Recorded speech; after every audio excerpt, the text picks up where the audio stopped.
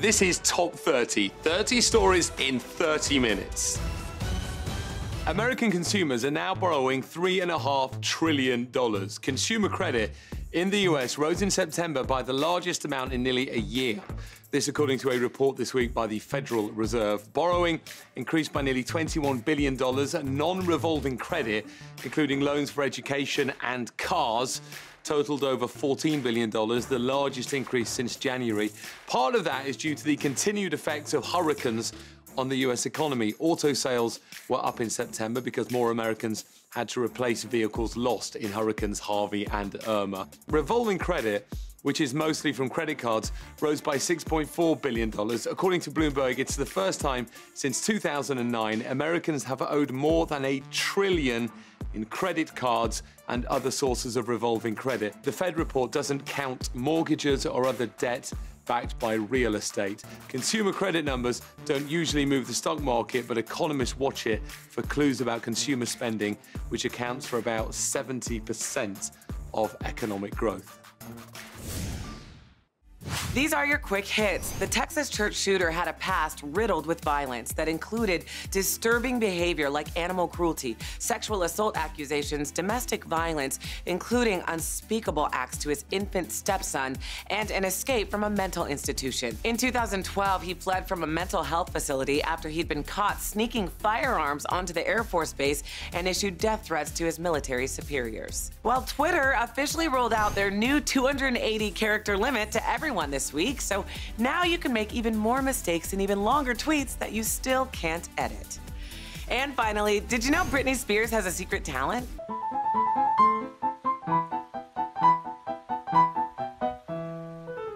Robin Leach bought that painting for $10,000 after it was auctioned off at a charity event benefiting the victims of the Las Vegas shooting.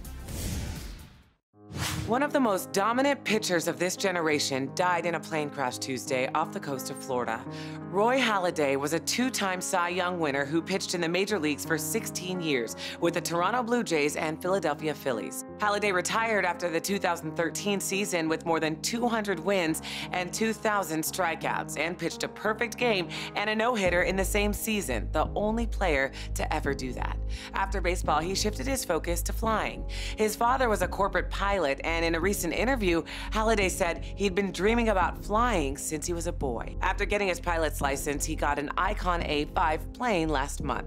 His Twitter feed was filled with pictures with him and his plane, and his messages frequently discussed his love of aviation. But on Tuesday, investigators say his plane crashed off Florida's Gulf Coast. Halladay did not survive. There were no other passengers. He leaves behind a wife and 2 sons. Roy Halladay, dead at the age of 40. Let's go to the New York Stock Exchange for our Fox Business Minute with your friend of mine, Nicole Pedalides. Nicole, I'm hearing that Google is helping customers with wait times at restaurants. Well, that's right, Richard. We've all been there. We go out to dinner and then are told there is a wait. The hanger can be real. Well, Google is trying to fix this. By using Google Search, diners will be able to get estimated wait times to help skip crowds. Well, Snapchat parent Snap finally gets it. It's time to redesign. CEO Evan Spiegel admits Snapchat is difficult to understand and hard to use for some people. The company has been under pressure to revamp and grow to compete with Facebook's Instagram and its more than 500 million users. For a lot of people, cash is becoming a thing of the past. There are apps like Venmo and bank-to-bank transfers to get money in a flash. Well, now Apple has launched Apple Cash so people can send and receive money through iMessage. I mean, who doesn't like more options? Nicole, tell us, how does it work? Well, Richard, users will need to update to iOS 11.2 Beta 2, and then they'll see an Apple Pay button. Or like Venmo, users can ask for money in a message. The money will come from the debit or credit cards linked to your Apple Pay account. Apple won't charge a fee for debit cards, but will charge an industry standard for credit cards. More Top 30 when we return. With the fall of big names like Harvey Weinstein and Kevin Spacey, actress Jessica Chastain didn't want anyone to forget about director Bryan Singer. Singer has had several accusations of sexual misconduct thrown at him in the past. Most notably in 2014, actor Michael Egan III filed a civil suit against the X-Men producer, claiming Singer drugged him and forced him to engage at sex parties when he was just 15. What's interesting about Chastain's tweet is that she had no problem calling Singer out, even though she's starring in his next blockbuster, X-Men Dark Phoenix. "I do not feel beholden to anything," she told the Daily Beast. "I'm going to speak my mind about any injustice that I see. I'm not afraid of anything in terms of that. And I think the greatest myth that an industry can create is to make people feel like they're easily replaceable. I'm not going to allow that into my life." And it seems several students at USC agree with her. A petition was started this week on change.org to get Singer's name removed from the film school's division of cinema and media studies. On today's Top 30 update, last month we told you about 74-year-old Wayne Winters, the man who walked miles every day wearing a sign hoping to find a kidney to save his wife. Wayne's been married to the woman of his dreams, Deanne, for 26 years. But Deanne has stage 5 kidney failure, and in order to survive, she needs a new one. The heartbreaking story touched people across the globe, and over the weekend, Wayne and Deanne got the call they've waited 2 years and countless miles for. A kidney was finally available. A donor's decision to pass along their organs will provide Wayne and Deanne with a miracle. According to a Fox affiliate, Wayne says, "If she can have a good 5 years, that would be awesome. We can have our life back." However, Wayne's walking days are far from over. He's going back out there, hitting the pavement, so no one else will have to go through what he did to save his wife. A happy ending for a guy who wouldn't take no for an answer. Democrats just had their best election day in years. Virginia Democrat Ralph Northam was elected governor. His Republican opponent, Ed Gillespie, had been endorsed by Donald Trump. New Jersey also elected a Democratic governor in Phil Murphy, a first-time candidate who defeated Republican Chris Christie's lieutenant governor. The Garden State's government is now controlled exclusively by Democrats. Another race in Virginia made history as Democrat Danica Roem became the first openly transgender person elected to a state House of Delegates. She unseated a Republican who sponsored a bill that would have restricted what bathrooms she could use. Chris Hurst was also elected to Virginia's House of Delegates just 2 years ago. He was working as a TV news anchor when his girlfriend, another reporter, was murdered live on air. He also unseated a Republican. In the last 3 years, Republicans defeated Democrats in the November elections. Then in June, Democrats poured millions into a House special election in Georgia and lost. The question many are now asking is to what extent are last night's Democratic wins a referendum on President Trump 1 year after he was elected? Experts say the wins could really help Democrats recruit more candidates and raise more money ahead of the midterms, with some reports saying the results are causing panic amongst Republicans. Some astronauts who spend extended periods of time in space returned with their brains moved closer to the top of their skulls. The findings are part of a study published in the New England Journal of Medicine. Scientists analyzed the brains of 34 astronauts before and after their trip to outer space. They found many of their brains actually floated up closer to the skull, and the space between some brain regions shrank. Those changes were more common for astronauts who spent more time in space. Scientists are not sure if these brain changes will have any impact on the immediate health of astronauts, but have not found any long-term effects. These types of studies become increasingly important as the US works to send astronauts to Mars and other deep missions into space. It's time for this week's Page 6 Fix with senior reporter Carlos Greer. Carlos, what's up? Well, Kristen, this week your favorite Real Housewives are making headlines. Former Beverly Hills star Camille Grammer is in the news again. It seems she's getting a huge payday. It's reported that she received half of ex-husband Kelsey Grammer's 401k earnings that were accumulated over their 13-year marriage. Camille also recently got engaged to her lawyer boyfriend of over a year. And over to Jersey, a Real Housewife had a not-so-pleasant run-in with a modern family housewife. Teresa Giudice says she was insulted when Sofia Vergara was reluctant to take a picture together at an event. Teresa even slammed her, saying, "You would think she would be nice, like she's an immigrant." Thankfully, there were no tables nearby. And that's this week's Page 6 Fix. See you next time. Thanks, Carlos. For more news and gossip, watch Page 6 TV weekdays. Check your local listings. When you go to the doctor, you think you're sick, but you shouldn't have to worry about getting sick while at the doctor. But a new study in the American Journal of Infection Control states that 4 in 10 healthcare professionals still go to work even when they're sick. The lead researcher on the study for the CDC said the statistics are alarming. At least one earlier study has shown that patients who are exposed to a healthcare worker who is sick are 5 times more likely to get a healthcare-associated infection. Using data from 1,914 healthcare professionals during the 2014-2015 flu season, 41.4% reported working for an average of at least 3 days while experiencing flu-like symptoms. Pharmacists and physicians were found to be the worst offenders, with nearly 70% showing up to work sick. As the Bible famously says, "Physician, heal thyself."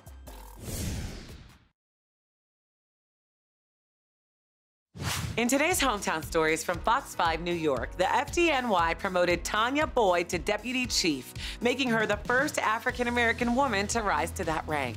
She got her start in the fire department as an EMT back in 1997. And as an EMT, I didn't see anyone that looked like me. There weren't many female chiefs at all.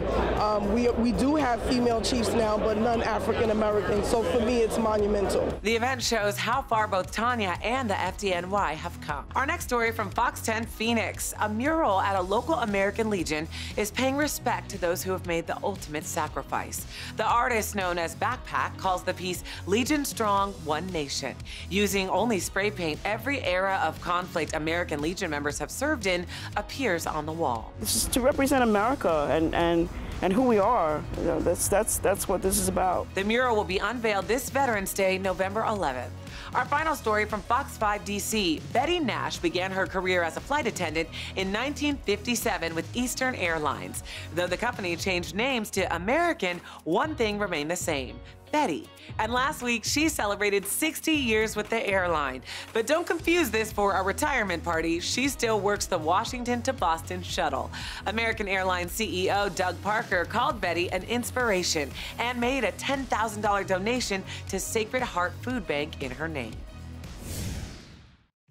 With the rising popularity of freelance jobs and co-working spaces, Audrey Gelman and Lauren Kassan thought their New York-based all-female co-working space and social club called The Wing would be popular with women.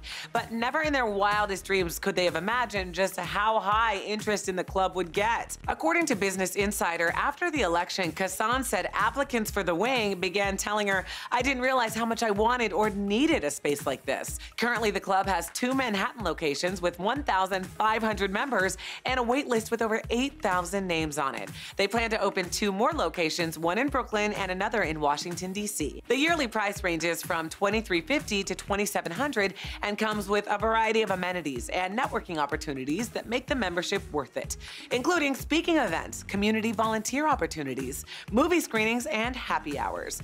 A workspace that doubles as a safe space. The record for the fastest production car in the world has been shattered. Swedish automaker Koenigsegg set a world record with their Agera RS model of nearly 278 miles an hour. But it's even faster than that. The Guinness Book of Records requires 2 speed runs to be averaged in order to count as a record.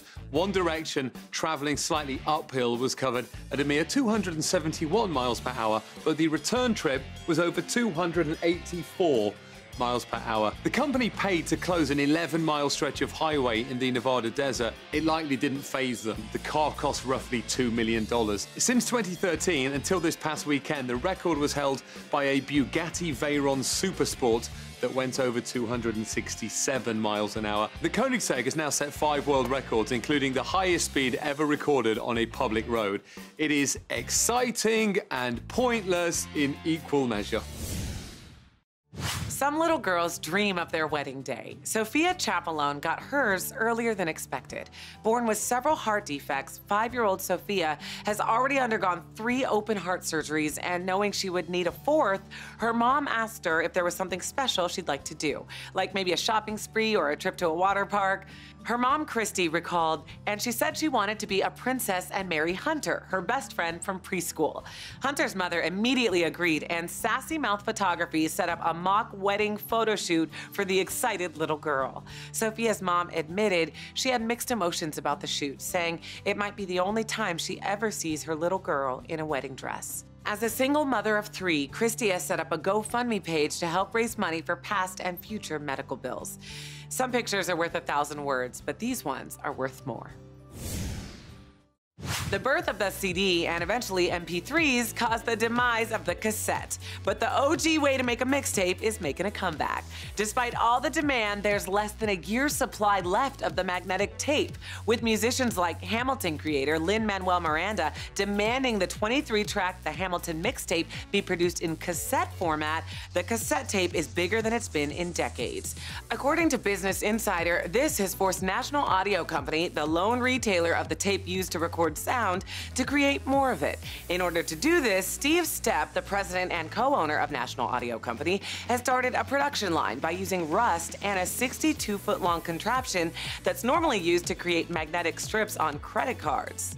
Stepp says the new product will be the best tape ever made. People will hear a whole new product.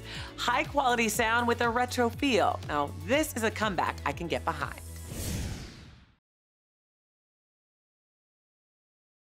In a yet-to-be-published study out of the University of Pennsylvania's Wharton School, if you're working on bargaining with a salesperson, don't be nice or polite or charming. Because it turns out effective people who make a play to win get angry. According to the Wall Street Journal, the study was conducted with 4 control groups. The participants in each group were then asked to choose between 2 video clips, one of stand-up comedy and one a harassment scene from the film Witness. The people who were told they'd be negotiating or competing overwhelmingly chose the harassment scene, and the people who were told they would be having a conversation chose the comedy clip. Wharton professor Morris Schweitzer says those who chose the harassment clip weren't doing it consciously, they were subconsciously preparing themselves for battle. Because anger ignites the drive to win or accomplish something. A bit of science there, showing us exactly where nice guys finish. Most of us celebrate Thanksgiving on the 4th Thursday of November. Well, this year, some families aren't waiting around. According to the Wall Street Journal, 16% of adults in a recent survey said they're planning to celebrate Turkey Day early. Another 13% said they would be interested in doing the same thing in the future. Those Americans say they're looking forward to cheaper travel, less competition with coworkers for days off, and an easier time scheduling with other family members. The busiest travel day of every year is the Wednesday before Thanksgiving. The week before this year's holiday, the average round-trip flight is about 26% cheaper. Experts also say they're noticing more families planning their feasts early, another way to save money. The U.S. Department of Agriculture reported price increases coming for russet potatoes. The market's also getting hotter for onions, cranberries, and of course, sweet potatoes. Some of the families who spoke to the Journal said after their early celebrations, they had low-key plans for November 23rd. Sounds like a great way to de-stress the holidays. Amazon is using augmented reality to help you virtually see items in your house before you buy them. It is a new feature in the Amazon app called AR View. To use it, just launch the app, click on the camera icon and select AR View. You can then choose from a wide variety of items, including electronics, home decor, and appliances. Then, just point your phone in the area you want to see the item and it will virtually appear. You can get a 360-degree view if you walk around, and you can move and even rotate the item with your fingers. Amazon is not the first company to use augmented reality, but it is the biggest. You never stop being a mom. That's a one-liner from a 98-year-old English mother who just moved into her 80-year-old son's nursing home. Ada Keating and her son Tom have always been roomies. Tom never married, so he didn't see the need to leave the nest. That is, until last year, when health challenges forced him to relocate to a Liverpool assisted living facility. Well, we moms know when your kid is sick, you just need to be there. Ada packed up her things and moved to that nursing home. Every night she tucks Tom in, and every morning she goes into his room to say good morning. During the day, they play games and watch TV, the usual stuff. And Ada knows that her son appreciates her, saying he'll come to me with his arms outstretched and give me a big hug. It's a special bond these two have, and I don't think Tom would mind me saying that he is officially the biggest mama's boy ever. That is it for today's Top 30. On our next show, we are celebrating stories of American heroes in honor of Veterans Day. This former Marine is a double amputee who's running 31 marathons in 31 days. And this P-51 bomber has a very experienced pilot. It's all coming up on the next Top 30.